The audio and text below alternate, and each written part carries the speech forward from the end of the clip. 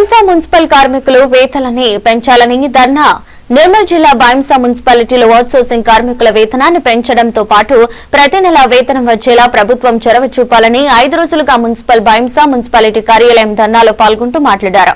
ఈఎఫ్పీఎఫ్ తో పాటు రాష్ట్రంలో మున్సిపాలిటీ విధానం ఎలా ఉంటే అలా వేతనాల్ని అందేలా చొరవ తీసుకోవాలని డిమాండ్ చేశారు. ఈఎఫ్పీఎఫ్ అన్ని సౌకర్యాలు కల్పించాలని డిమాండ్ చేశారు. లేని యెడల రాష్ట్ర వ్యాప్తంగా ధర్నాలు రాస్తారోకోలు చేపడతామని వారు మాట్లాడుతున్నారు.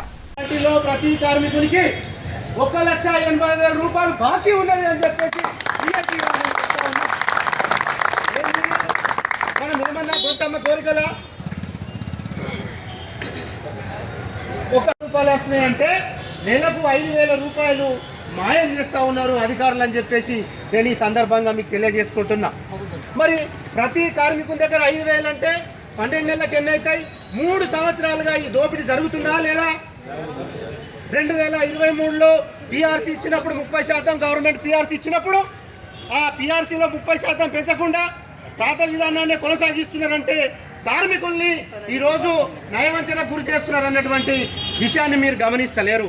మీరు ముందు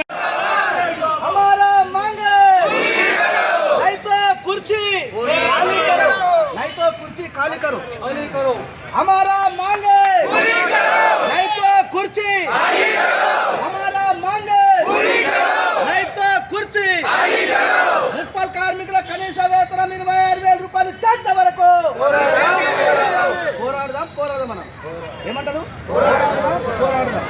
మీరు ఎట్లా ఉన్నారంటే ఒక చిన్న పిల్లకు ఆ మాట చిన్న పిల్లలకు పాలు దాపే విధంగా కనీస వేతనం 26,000 రూపాయలు ఇచ్చేంత వరకు పిఎఫ్పిఎస్ఐ సౌకర్యం కల్పించేంత